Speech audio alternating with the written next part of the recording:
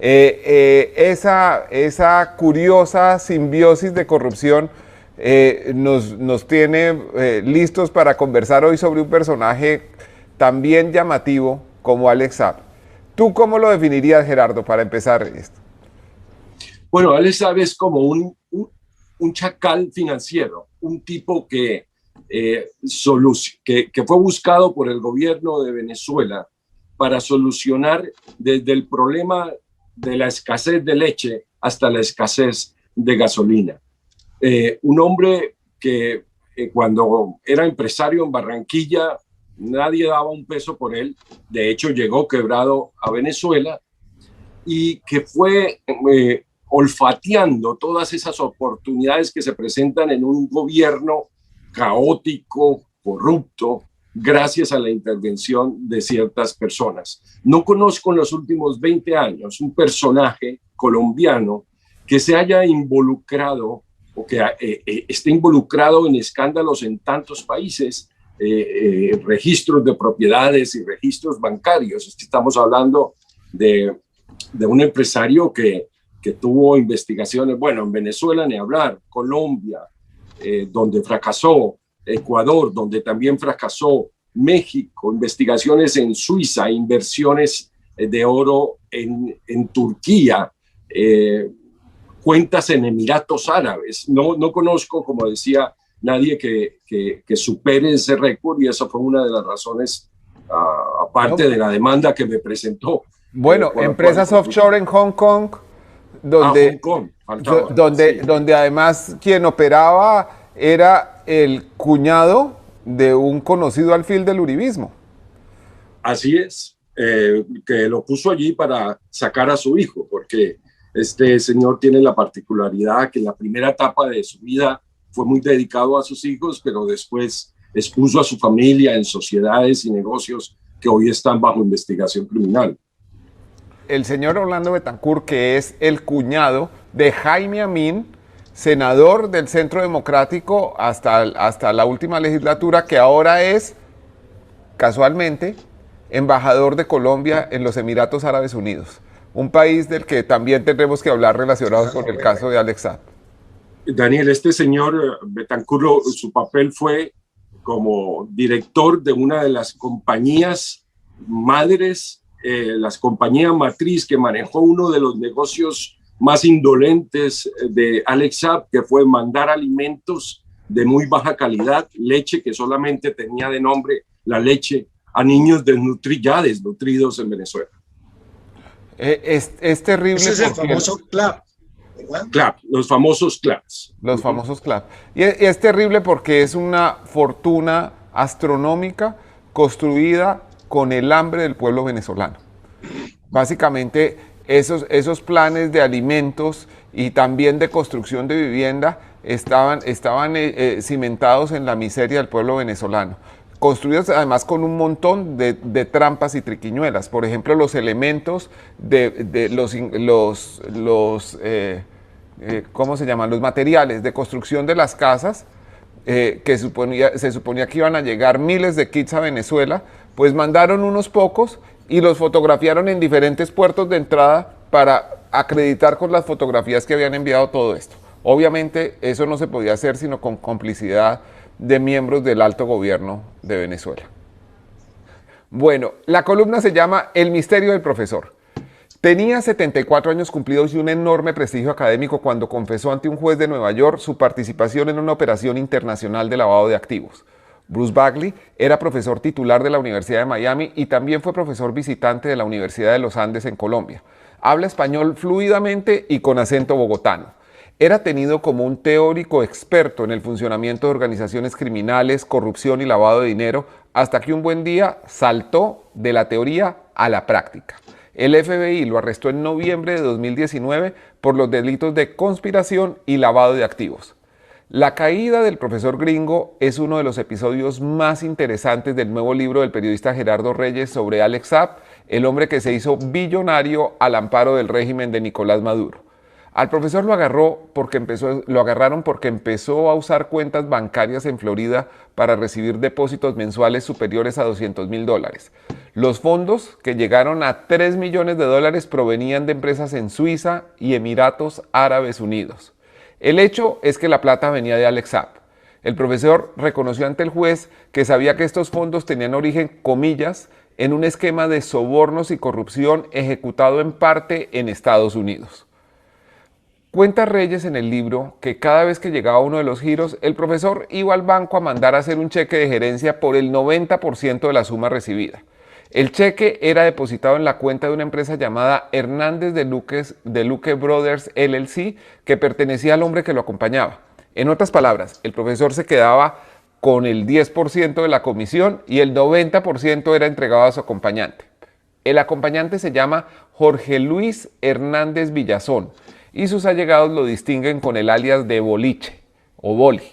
Fue narcotraficante y paramilitar, miembro de la élite de Valledupar, y está emparentado con luminarias de la política como el exprocurador general y excontralor general Edgardo Maya Villazón, y también con célebres cantantes vallenatos como Iván Villazón. Es además primo del asesinado Ñeñe Hernández, cuya participación en la financiación de la campaña del presidente Iván Duque sigue sin aclararse. Boliche se entregó a la justicia de Estados Unidos en 2001 después de tener peligrosas diferencias con Salvatore Mancuso sobre un cargamento de droga. En Florida se mueve con entera libertad y asegura que es informante de agencias federales estadounidenses. El periodista Gonzalo Guillén publicó una foto, ustedes la pueden ver en Los Danieles, donde se ve a Boliche vistiendo camisa rosada, sentado en la cabecera de una mesa de juntas. A su lado, de pie, está Abelardo de la Espriella, quien deja descansar su amistosa mano sobre el hombro derecho de Boliche. En la mesa está sentado el famoso exarquero paraguayo José Luis Chilaver y junto una persona cuya identidad desconozco. Ayer sábado, llamé a Chilaver, quien me dijo que nunca supo quién era alias Boliche y que la reunión solo duró 20 minutos. Explicó que un amigo suyo argentino, cuyo nombre no quiso revelar, pero de quien dijo se dedica a distribución de bebidas, lo había llevado a una oficina de Abelardo de la Espriella en Miami para presentarlo con quien le describieron como, entre comillas, un abogado famoso y admirador suyo. Primero, Abelardo de la Espriella ha sido abogado de Alex Saab y jamás ha presentado públicamente un documento que acredite la terminación de su relación con él. Es más, un abogado llamado Jonathan Peláez Sáenz, que opera desde la oficina de la Espriella en Barranquilla, ha seguido representando intereses de Saab. Cuando hace unas horas llamé al doctor Peláez a preguntarle si seguía siendo abogado de Saab, me contestó, abro comillas, son asuntos personales y preferiría no responder, cierre comillas. Después le pregunté si seguía despachando desde la sede de la Espriella en Barranquilla. Respondió, comillas, esto me puede representar problemas, prefiero no contestar, cierra comillas. Segundo, Abelardo de la Espriella ha usado al profesor Bagley como testigos en casos de su interés. Uno de ellos buscaba evitar la extradición del expresidente panameño Ricardo Martinelli a su país, extradición que finalmente no pudo evitar. Y tercero, la foto no deja duda sobre la cercanía de la Espriella con Boliche. Es decir, en esta historia salta a la vista que el abogado Abelardo de la Espriella tiene relación con Alex Saab, con el profesor y con alias Boliche. El tema es que al profesor Bagley procesado por lavado, la Fiscalía de Nueva York le confiscó su comisión de $300.000 y le advirtió que va a ser condenado, posiblemente hasta 40 años de cárcel. Sin embargo, no hay ninguna evidencia de que hayan procedido contra los $2.700.000 restantes enviados a la cuenta de Boliche. Gerardo Reyes, autor del libro que les recomiendo leer, le preguntó sobre esa extraña circunstancia a James Margolin, portavoz de la oficina del fiscal del Distrito Sur de Nueva York.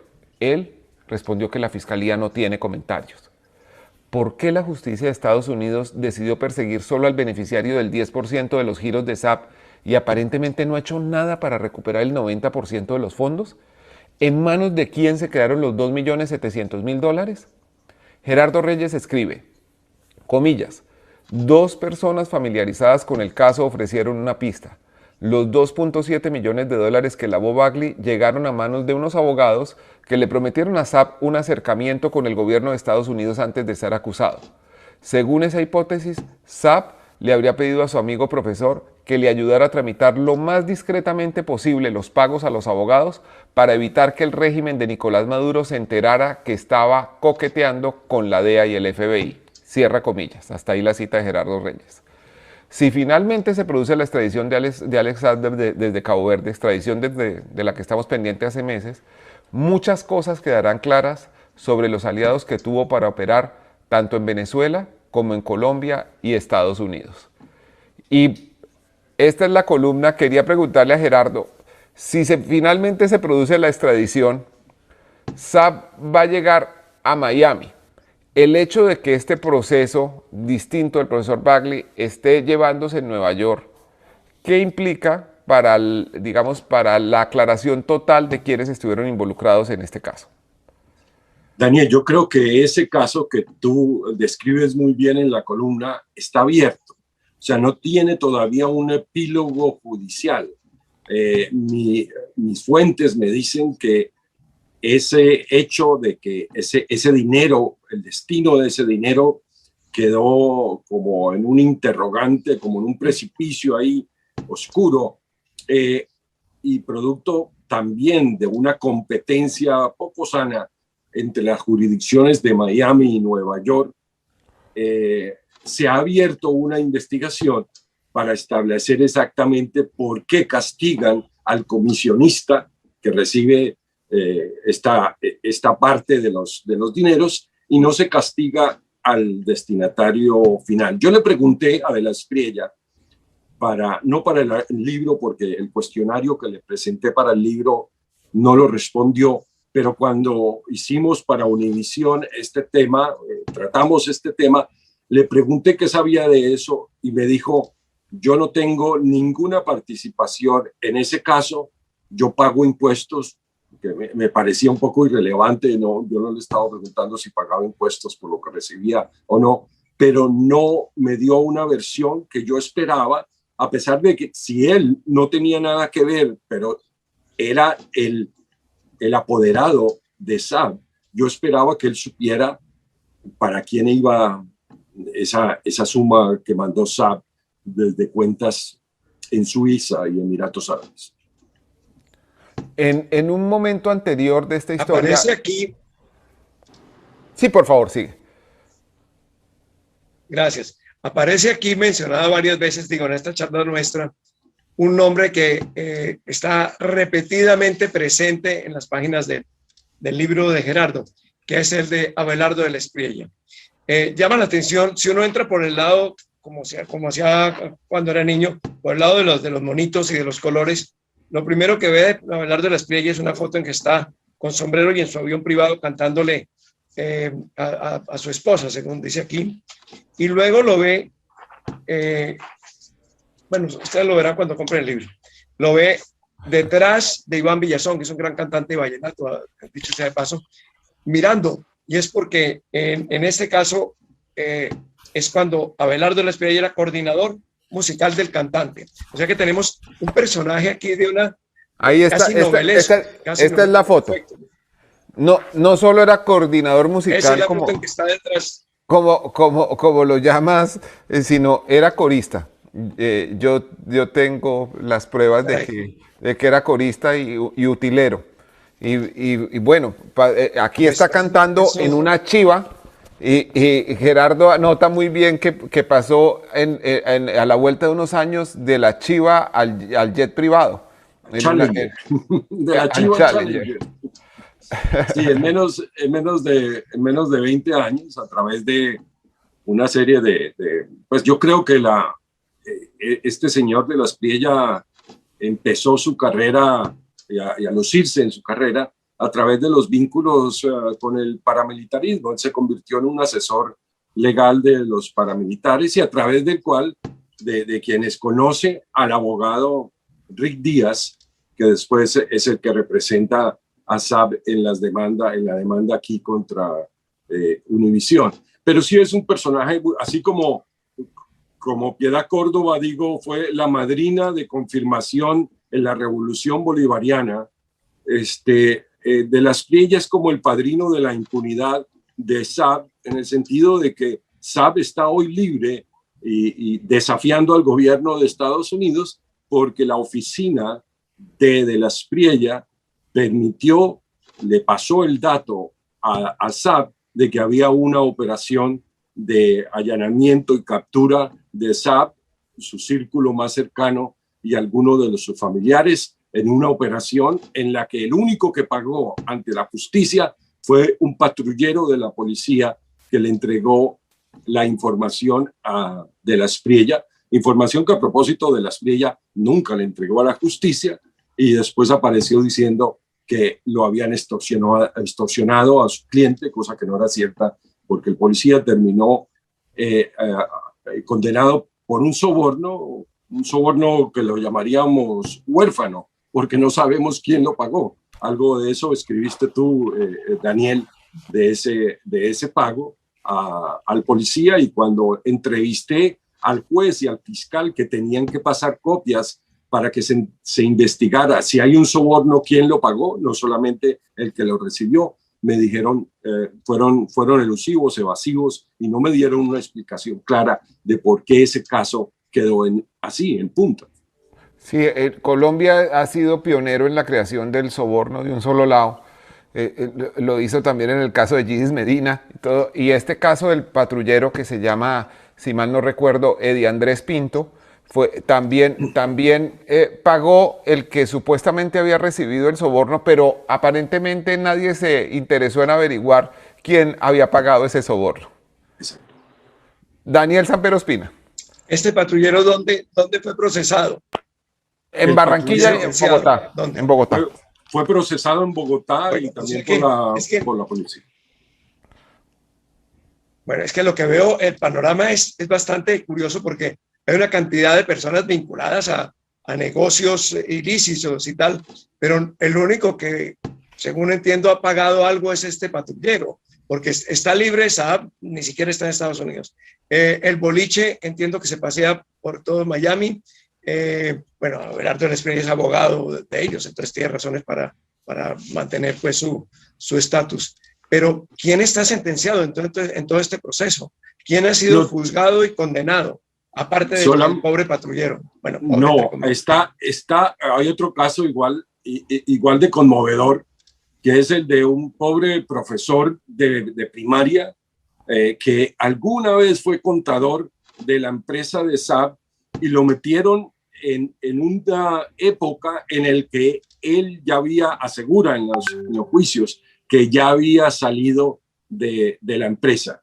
El otro acusado era el revisor fiscal de esa empresa, que prácticamente murió de pena, porque no se imaginaba que todo el peso de la ley, mientras los SAP estaban en Europa, escapados, en Venezuela, y sus asesores también, a estos pobres les cayó todo el peso de la ley. Es una historia bien triste y que no ha tenido todavía un epílogo judicial. ¿Y si murió de pena, como la niña de Guatemala, la que se murió de amor? Bueno, hubo conjeturas que era una muerte muy conveniente. Este señor era el que sabía todos los secretos de la empresa Chapex, la empresa inicial, la original, de textiles que manejaba SAP en Barranquilla. Daniel Samper Ospina. Sí, yo quería preguntarles si, a la luz de las cosas que ustedes han visto, creen que esto tendrá alguna consecuencia para Abelardo de la Aspriella. Si su aparición en todo este episodio de SAP le puede costar algo a su carrera, al menos musical. Bueno, yo creo que en este caso, mire, hay que recordar que este patrullero no solamente trabajaba para la policía, trabajaba para la DEA, sus equipos eran suministrados por la DEA, y fue invitado a participar en la investigación por un agente de la DEA cuya carta de solicitud de investigación está anexada al libro. O sea que estamos hablando de que el gobierno de Estados Unidos estaba muy pendiente de este desenlace en Barranquilla. Había gente en la embajada siguiendo minuto a minuto a la operación, hasta que se supo que habían infiltrado habían ordeñado a este patrullero hasta que se dieron gusto durante 20 días. Entonces, yo creo que cuando las autoridades de Estados Unidos vayan a reconstruir este episodio, que va a ser parte de un juicio, si Saab va a un juicio, pues tendrán que establecer cómo fue la conducta de la Espriella, su oficina y la abogada que envió a denunciar supuestamente por soborno a este patrullero. O sea, ya no estamos hablando de unas operaciones que se quedan en Colombia. Es una operación con consecuencias en Estados Unidos y eso creo que puede potencialmente crearle un problema de la Espriella, al menos de tener que dar una explicación de por qué se demoró 20 días para denunciar algo que él mismo después consideró un delito de extorsión, ¿no? De la Espriella tenía un manejo muy posesivo de este caso y llegó incluso a enfrentarse con el abogado Miguel Ángel del Río, que representaba a la exesposa de Saab, porque Miguel Ángel no me comentó esto porque dijo que quería guardar el secreto entre abogado y cliente, pero yo lo pude confirmar por otro lado, que cuando él iba a la fiscalía a tratar de negociar un acuerdo de la exesposa de Saab con el gobierno de Colombia, una hora después ya Alex Saab sabía que había hablado este abogado en la fiscalía. Esto lo cuento para que tengan una idea del control que hay de los organismos judiciales en este caso en particular. Hay varias cosas relacionadas con eso que quisiera preguntar. Por ejemplo, es imposible hoy establecer a través de mecanismos públicos de información quién es el abogado de Alex Saab. Y Abelardo de la Espriella no ha podido acreditar que dejó de serlo, y un abogado que se llama Jonathan Peláez ha seguido representando a Saab y tiene un cubículo dentro de la oficina de Abelardo de la Espriella en Barranquilla. Una situación bastante llamativa. Es decir, Abelardo dice que no es el abogado, pero alguien que trabaja dentro de su oficina sigue representándolo.